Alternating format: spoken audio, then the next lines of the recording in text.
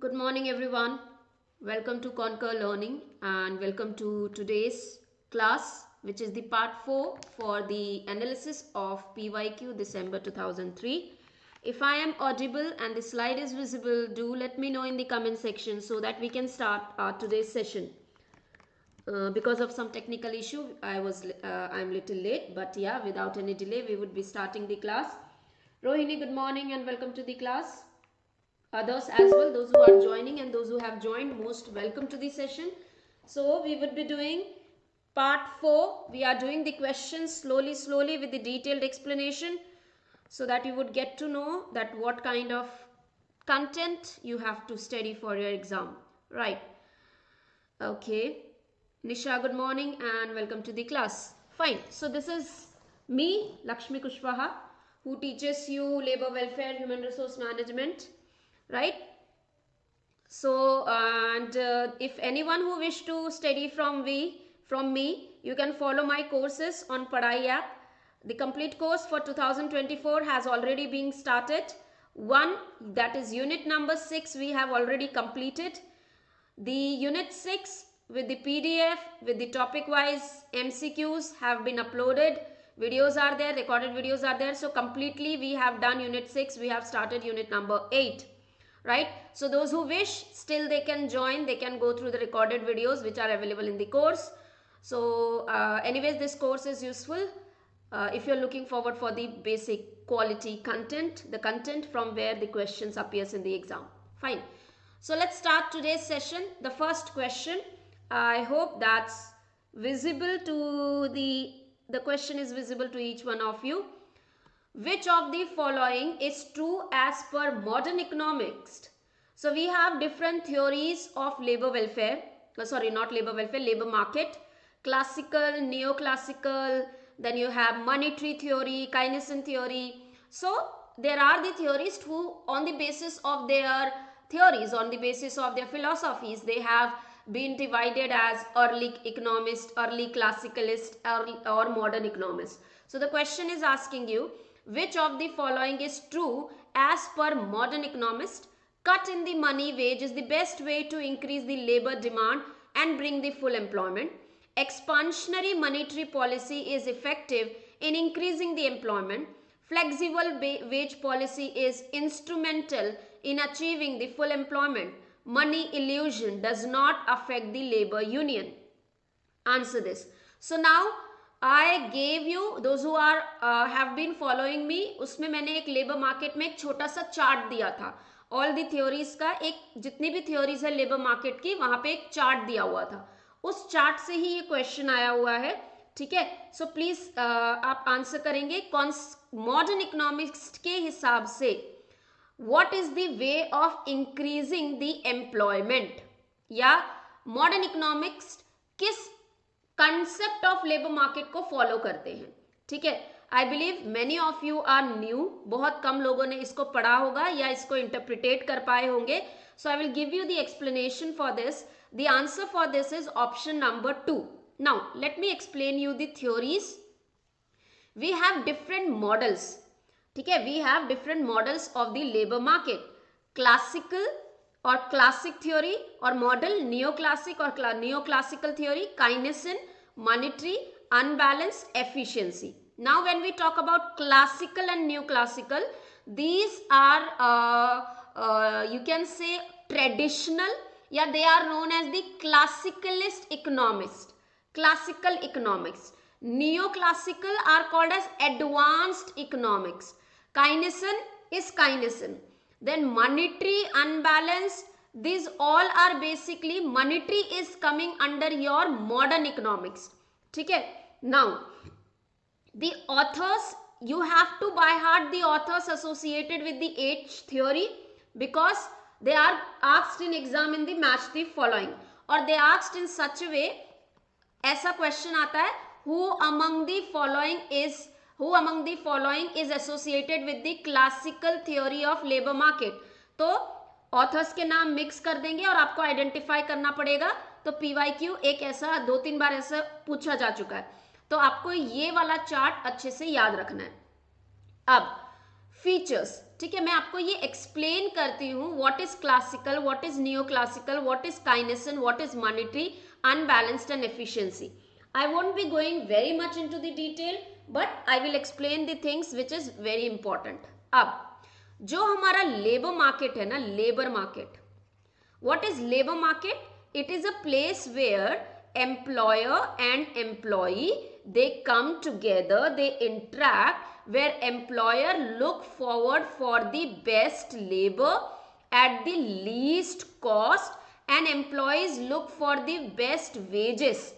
ठीक है, maximum best wages जो उनको मिल सकते हैं वो देखते हैं. और they interaction, their interaction, so employer is demanding the labour, they are demanding the labor and employees are supplying the labor. So the moment this demand becomes equal to the supply, there is an wage determination. इस equilibrium position को बोलते हैं wage determination position. अब ये equilibrium होता क्या है? सी, किसी भी एक लेबर मार्केट में जहां एम्प्लॉयर एम्प्लॉय का मेन पर्पस होता है कि बेसिक उनकी डिमांड एंड सप्लाई की रिक्वायरमेंट को फुलफिल करना, ठीक है, डिमांड एंड सप्लाई की रिक्वायरमेंट को फुलफिल करना. तो वो क्या करते हैं कि एम्प्लॉयर कहता है कि मुझे 10 लोगों की जरूरत है, सप्लाई एम्प्लॉयज कहते हैं हम तैयार हैं, हम 10 लोग काम करने के लिए तैयार हैं, लेकिन हमें ये नंबर ऑफ वेजेस चाहिए या ये इतना वेजेस चाहिए. तो the point where employer get his demand fulfilled और सप्लायर रेडी हो जाता है सप्लाई देने के लिए, उसे इक्विलिब्रियम कहते हैं. और यही पॉइंट होता है जहां वेजेस डिसाइड हो जाते हैं कि हाँ ये करेक्ट वेजेस है, हम इतने पे वेज देंगे. अब ये जो क्लासिकल और नियो क्लासिकल थ्योरीज है ये एम्प्लॉयमेंट से रिलेटेड है. ठीक है, मैंने ये डिमांड एंड सप्लाई का कंसेप्ट क्यों समझाया मैं आपको बता दूंगी. उसके पहले समझते हैं एम्प्लॉयमेंट और अनएम्प्लॉयमेंट से रिलेटेड ये थ्योरीज है. अनएम्प्लॉयमेंट का मतलब समझेंगे. अनएम्प्लॉयमेंट का मतलब होता है व्हेन अ पर्सन और अ वर्कर और a labour is not able to find the job at the market prevailing wage rates. जो मार्केट में वेज रेट चल रहे हैं उन वेज रेट पे वो जॉब उसको जॉब नहीं मिल रही है. इसका मतलब क्या, वो अनएम्प्लॉयड है या अनएम्प्लॉयमेंट है मार्केट में. और एम्प्लॉयमेंट यानी सबके पास में जॉब है. एक टर्म है जिसे हम कहते हैं फुल एम्प्लॉयमेंट. अब आपको याद रखना है full employment, this term was defined by Keynesian. Keynesian ने इस टर्म को डिफाइन किया है. क्या किया है? डिफाइन किया है या कॉइन किया है. तो अगर आपको एग्जाम में क्वेश्चन आता है who is associated with full employment, the term full employment, it is Keynesian. लेकिन Keynesian फुल एम्प्लॉयमेंट को सपोर्ट नहीं करते. क्लासिकल और नियो क्लासिकल थ्योरीज जो हैं ये फुल एम्प्लॉयमेंट की थ्योरी पे बेस्ड है. क्या थ्योरी कहती है? क्लासिकल थ्योरी कहती है दैट मार्केट के अंदर में डिमांड और सप्लाई के बीच में, डिमांड और सप्लाई के बीच में एक परफेक्ट बैलेंस है. परफेक्ट बैलेंस है मार्केट के अंदर में और मार्केट में हमेशा फुल एम्प्लॉयमेंट होता है. द रीजन क्यों होता है? Because every one in the market is having the job. अब ऐसे कैसे फुल एम्प्लॉयमेंट कैसे होता है? तो रीजन है कि परफेक्ट बैलेंस होता है. तो ये परफेक्ट बैलेंस रेगुलेट कैसे होता है? ये इक्विलिब्रियम आता कहां से है? ठीक है, ये जो मैंने आपको समझाया ना, ये बैलेंस आता कहां से है? तो क्लासिकल इकोनॉमिस्ट के हिसाब से वेजेस, ठीक है, वेजेस एक ऐसी चीज है जो एम्प्लॉयर जो है, सबसे पहले क्लासिकल इकोनॉमिक्स ये कहते हैं कि एम्प्लॉयर जो है हमेशा ओवर प्रोडक्शन ऑफ गुड्स करता है. क्यों ओवर प्रोडक्शन ऑफ गुड्स करता है? क्योंकि उसको क्या चाहिए? पैसे चाहिए. अब when there is an over production of the goods, the value for the product would be less. कम होगा ना, ज्यादा गुड्स है उसको बेचना है, रखना तो है नहीं स्टॉक बना के, कम में बेचेगा तो उसकी वैल्यू लेस है. Customers will be automatically attracted, तो वो डिमांड ज्यादा करेंगे प्रोडक्ट की. जब वो डिमांड कर रहे हैं प्रोडक्ट की, ऑटोमेटिकली और प्रोडक्ट बनाने के लिए लेबर चाहिए होगी, तो लेबर को डिमांड, तो लेबर की डिमांड ऑटोमेटिकली जनरेट हो रही है। तो यहां पे क्या हो रहा है कि ओवर प्रोडक्शन की वजह से वो साइकिल जो है डिमांड का रोटेट हो रहा है। अब यही क्लासिकल थियोरी कहती है कि अगर in any situation if any of the employ is not satisfied with the wages, वो वेज से सेटिस्फाइड नहीं है, तो एम्प्लॉयर क्या करता है, उसकी वेजेस इंक्रीज करके उसको दे देता है। क्यों इंक्रीज करके देता है? क्योंकि उसको तो डिमांड है, उसको चाहिए, लोग काम करवाना है, प्रोडक्ट बनवाना है, काम करवाना है, तो जिसकी वजह से हमेशा मार्केट के अंदर में फुल एम्प्लॉयमेंट होगा। और अगर कोई अनएम्प्लॉयमेंट होती भी है वो नेचुरल है, नेचुरल यानी रिटायरमेंट हो गया, ठीक है, कुछ पर्सनल रीजंस की वजह से छोड़ दिया, दैट इज नेचुरल। इनवॉलेंट्री का मतलब होता है इनवॉलेंट्री, इनवॉलेंट्री अनएम्प्लॉयमेंट, अपने आप, ठीक है। नेचुरल अनएम्प्लॉयमेंट या इनवॉलेंट्री, जानबूझकर नहीं छोड़ रहे, वो उनका नेचुरल है, ठीक है। वो रिटायर होंगे तो छोड़ेंगे ही ना, सुपर एनुएट होंगे तो छोड़ेंगे ही। तो मार्केट के अंदर में फुल एम्प्लॉयमेंट है और कुछ एग्जिस्ट करता है तो वो नेचुरल अनएम्प्लॉयमेंट है, उसके अलावा कोई अनएम्प्लॉयमेंट नहीं है। उसी तरीके से नियो क्लासिकल भी यही कहती है कि हाँ बैलेंस है यहां पे भी सप्लाई और डिमांड में, और यहां पे अनएम्प्लॉयमेंट तो है ही नहीं। इस मार्केट के अंदर नियो क्लासिकल के हिसाब से अनएम्प्लॉयमेंट है ही नहीं। क्यों? क्योंकि वेज पॉलिसी, जो एम्प्लॉयर है वो अपनी वेज पॉलिसी अपने प्राइजेस ऐसे रेगुलेट करता है दैट वो ऑटोमेटिकली डिमांड सप्लाई चलता रहेगा, ठीक है। वो क्या करेगा कि जो अगर जैसे अगर 10 लोग हैं, ठीक है, 10 लोग हैं, अब 2 लोगों को निकालने की जरूरत पड़ी तो वो निकालेगा नहीं, वो 2 लोगों को निकालेगा नहीं, मतलब 10 में से 2, 8 लोग बचे तो वो 2 लोगों को निकालेगा नहीं। वही सैलरी जो वो केवल 8 लोगों में बांट सकता था, जैसे बिजनेस डाउन हो गया, बिजनेस डाउन हो गया तो उसके पास अब इतना नहीं पैसा है कि वो 10 लोगों को सैलरी दे सके, तो वो 2 लोगों को निकाल देगा। लेकिन नियो क्लासिकल कह रहे कि नहीं, वो निकालेंगे नहीं, वो कहेंगे कि पूरे 10 लोग हमारे साथ रहो, हम वो सैलरी को ही डिस्ट्रीब्यूट कर देंगे, मतलब वेज रेट ही कम कर देंगे, वेज पॉलिसी ही ऐसी कर देंगे कि वो बैलेंस बना रहेगा। फिर आए काइनेसन। काइनेसन ने कहा ऐसा कुछ नहीं होता है, there is nothing called as the full employment. The reason he studied the great depression of 1929। जब रिसेशन को स्टडी किया, डिप्रेशन को स्टडी किया, उन्होंने आइडेंटिफाई किया कि अंडर एम्प्लॉयमेंट होता है, सैलरी जो होती है वो फिक्स्ड होनी चाहिए, ठीक है। और गवर्नमेंट को, किसको?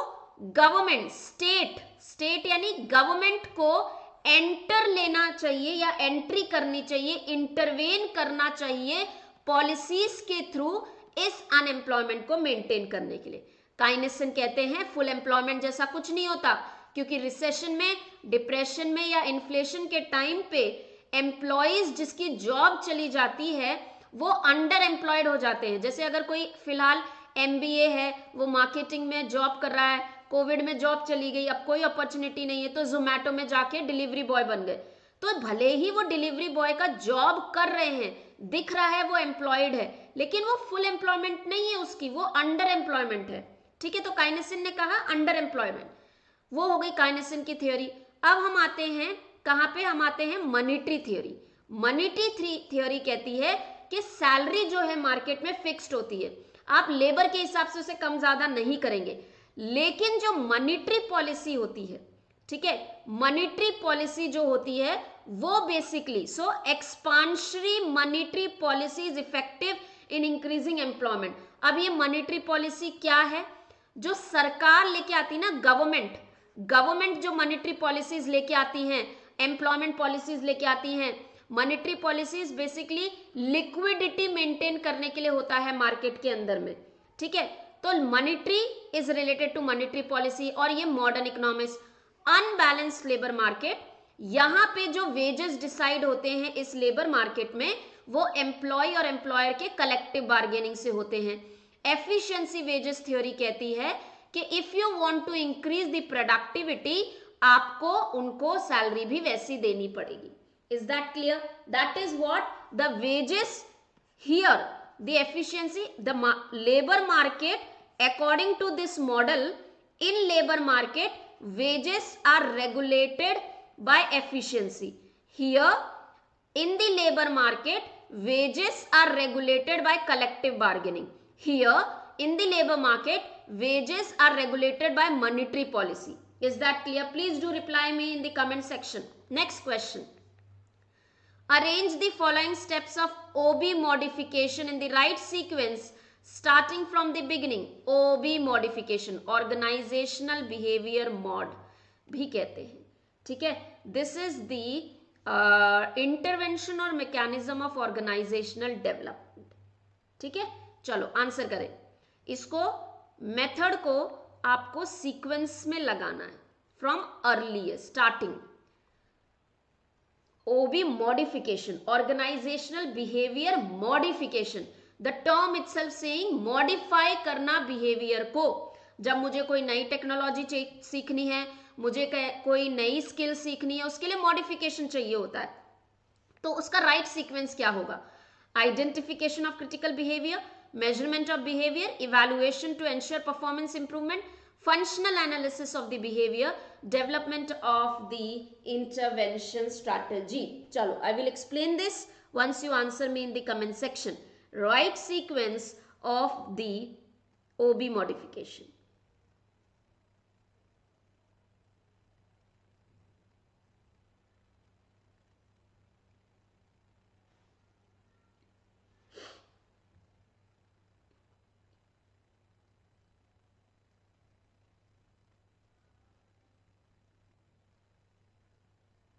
Okay, well, so the answer for this is option number 3. ठीक है, option number 3 is correct answer. सबसे पहले you identify critical behavior.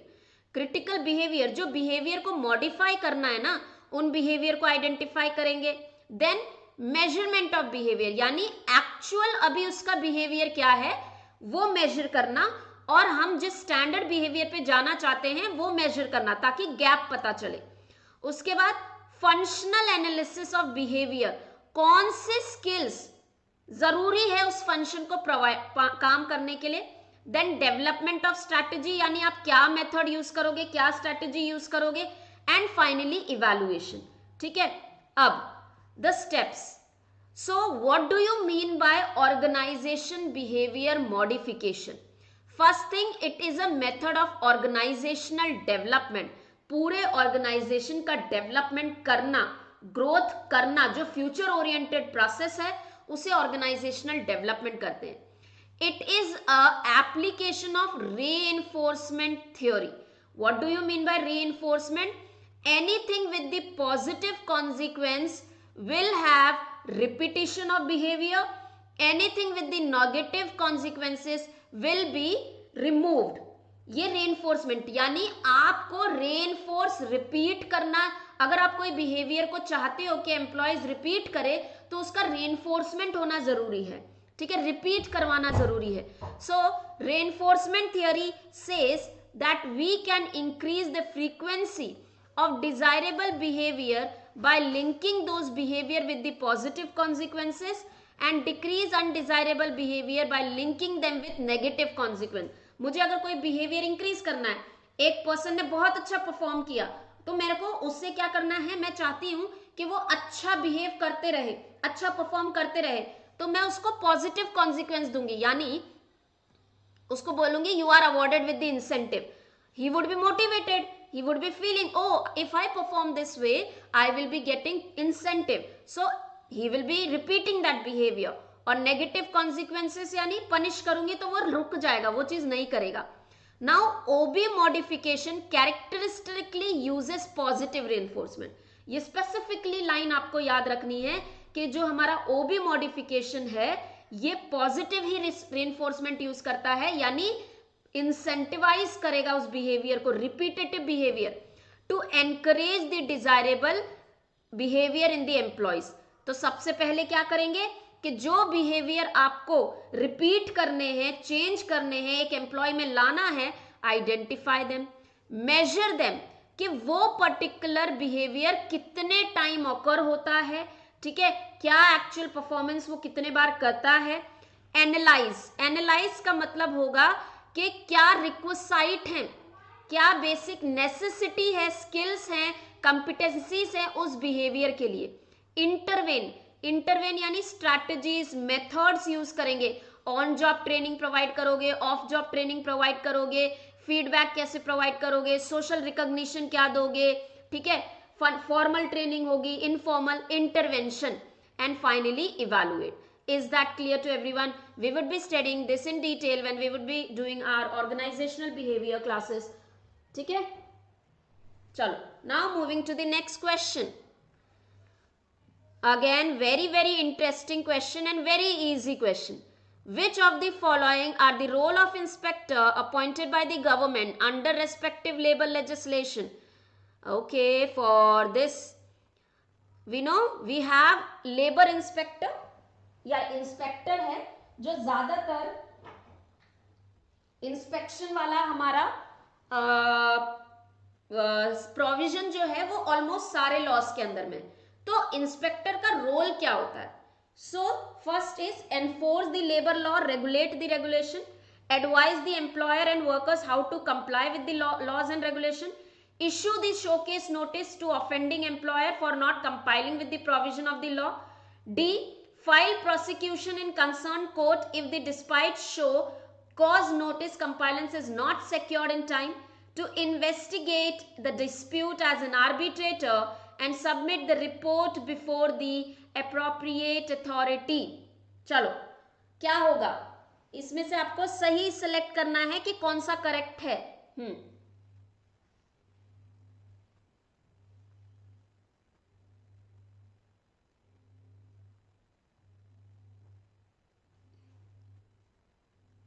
अगर आपको पता है कि आर्बिट्रेटर का रोल कौन प्ले करता है तो आपको ये answer, very good. So the answer for this is option number 1. See, inspector never plays a role of arbitrator.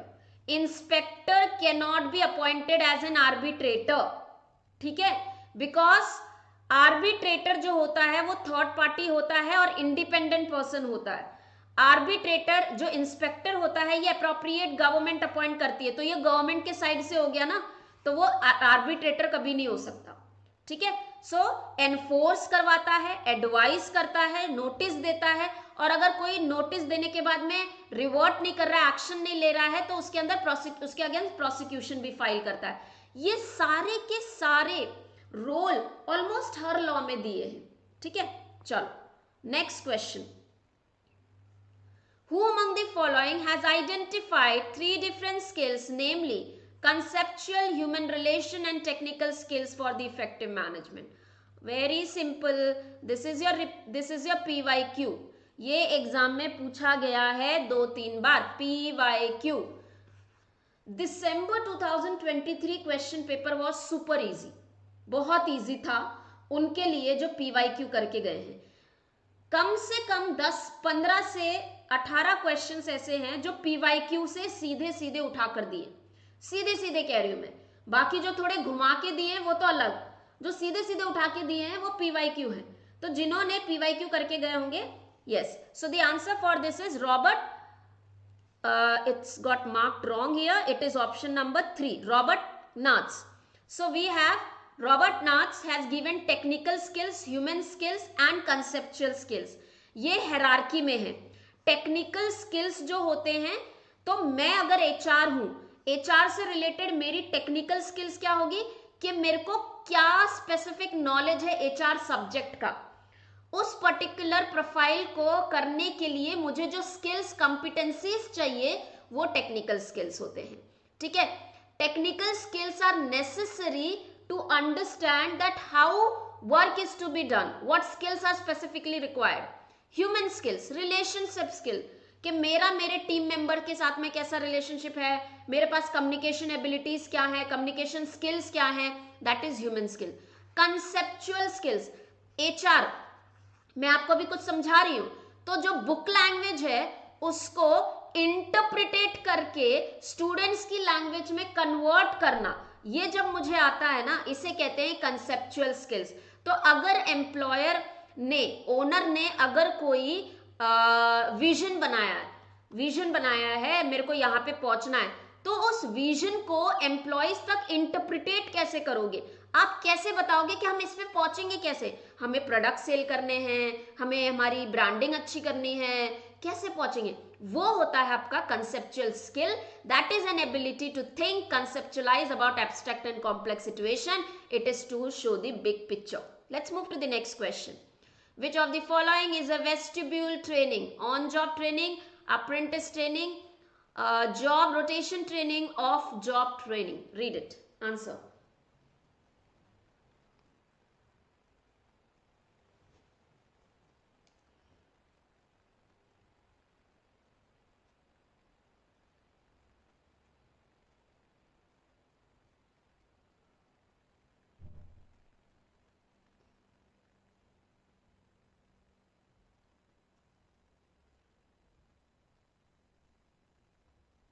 What is vestibule training? So we have two simulation, ठीक है, जिसमें लोगों को कंफ्यूज होता है, एंड वेस्टिब्यूल. दोनों के बीच का डिफरेंस क्या है? I will explain it. So it is of job training. सबसे पहले तो समझेंगे ऑफ जॉब ट्रेनिंग. अब समझते हैं सिमुलेशन और इसके बीच में डिफरेंस क्या होता है. पहले तो समझिए वेस्टिब्यूल ट्रेनिंग टेक्निकल लेवल के लिए या टेक्निकल स्किल्स के लिए होते हैं. सिमुलेशन ट्रेनिंग मैनेजरल लेवल या मैनेजरल स्किल्स को अचीव करने के लिए होते हैं. टेक्निकल स्कूल्स ट्रेनिंग में exact tools and equipment use किए जाते हैं जो एम्प्लॉय अपने रियल वर्क में यूज करेगा. Exact tools and equipment, copy नहीं, tool, but they are using at the place away from the real. जो वो टूल्स यूज करेंगे वो रियल होते हैं, लेकिन जो काम करने का जो एरिया होता है उसका रेप्लिकेशन या डुप्लीकेट बनाते हैं. जैसे आपने वर्कशॉप देखे होंगे इंजीनियरिंग कॉलेजेस में, जो स्टूडेंट्स इंजीनियरिंग करते हैं उनके लिए वर्कशॉप होता है.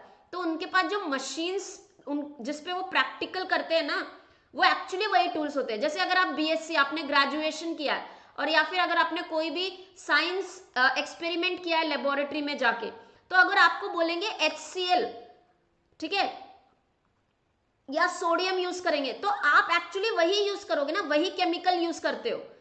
उसका डुप्लीकेट बस ये होता है कि लेबोरेटरी का एक रेप्लिकेशन क्रिएट किया है आपके लिए, और लेकिन आप टूल्स और इक्विपमेंट वही यूज करते हो. वही आप बर्नर यूज करोगे, वही ट्राइपॉड स्टैंड यूज करोगे, वही टेस्ट ट्यूब जो एक्चुअली लाइफ में यूज होगा. तो इसे हम टेक्निकल या इसे हम वेस्टिब्यूल ट्रेनिंग कहते हैं, जो away from the real work place होता है, बट एग्जैक्ट टूल्स और टेक्निक वही यूज होते हैं. जबकि सिमुलेशन जो होता है एक काइंड ऑफ वर्चुअल ट्रेनिंग, यहां पे a real like situation is created.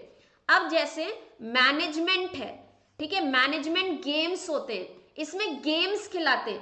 क्या मार्केट में जाके वो गेम्स खेलने होते हैं रियल लाइफ में? नहीं, बट इन गेम्स के थ्रू आपकी डिसीजन मेकिंग स्किल्स को बढ़ाया जाता है. जैसे इन बास्केट ट्रेनिंग से एनालिटिकल स्किल्स, केस स्टडी से एनालिटिकल स्किल, ठीक है, मैनेजमेंट गेम से leadership skills. So that is your simulation technique. Virtual real like situation is created. Is that clear to everyone? The technical vestibule training and simulation. Let's move to the next question. So this is what it is definition written here. You can just go through it by yourself. Okay, the fact ये थोड़ा सा question अलग आया है, ठीक है. एक ये क्वेश्चन मद्रास लेबर यूनियन का, और बॉम्बे क्या था, बॉम्बे इंडस्ट्रियल रिलेशन.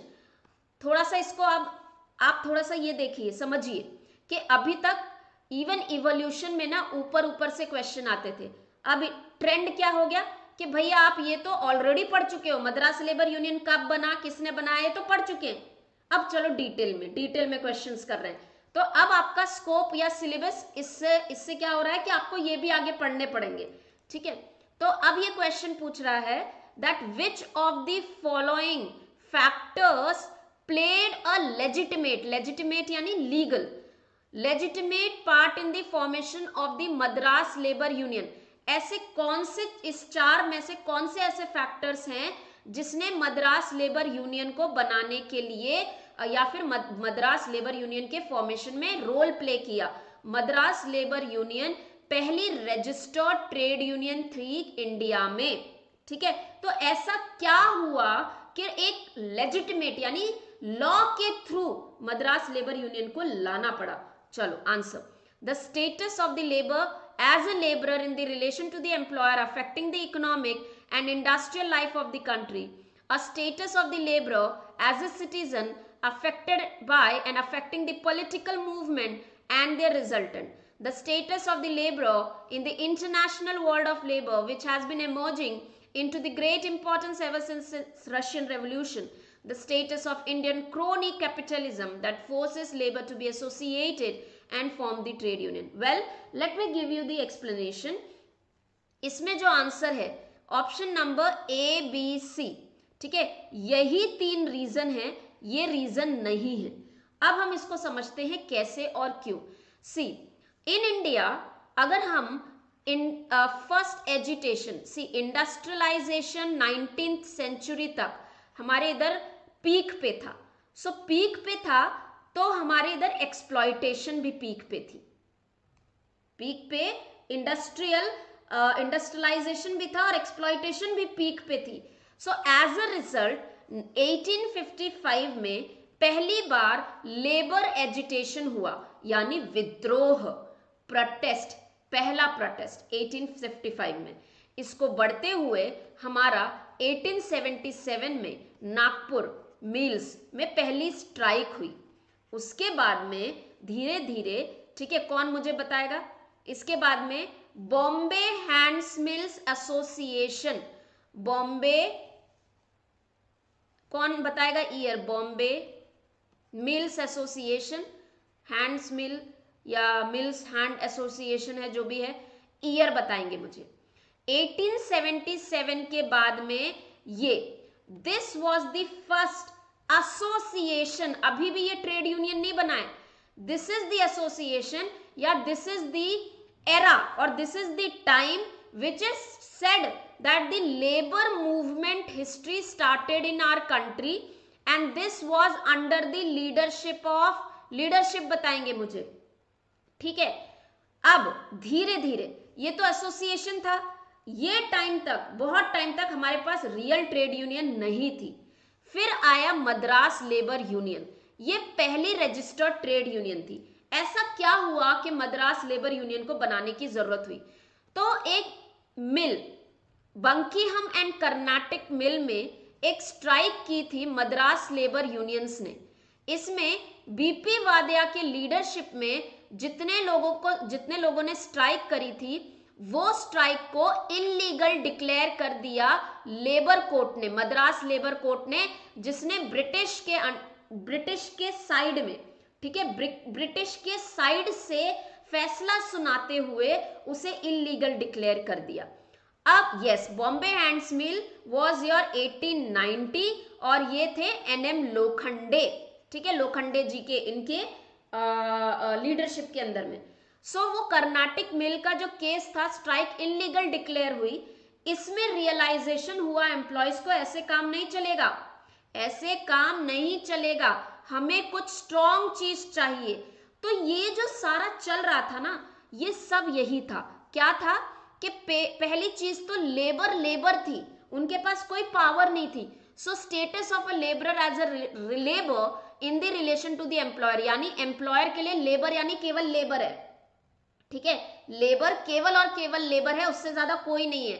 उनको क्या, उनके ऊपर क्या बीत रही है, क्या नहीं है, वो एक्सप्लॉयटेशन कर रहे थे। तो पहला reason fulfilled.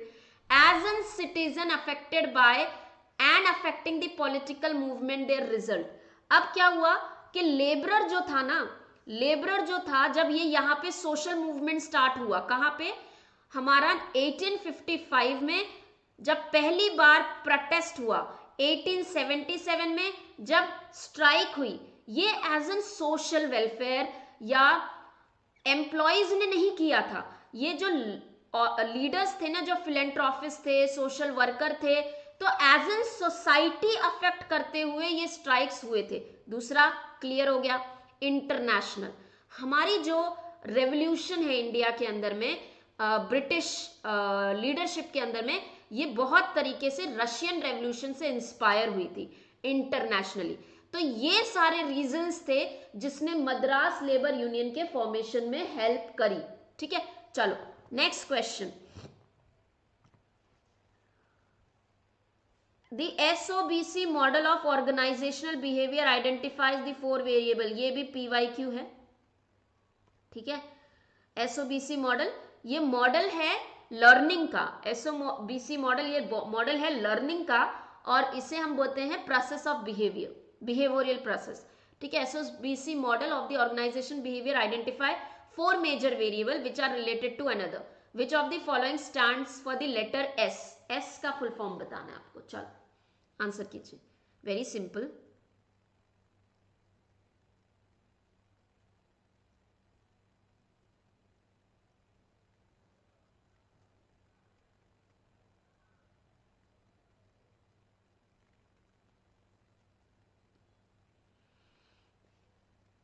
Yeah, the answer for this is stimulus.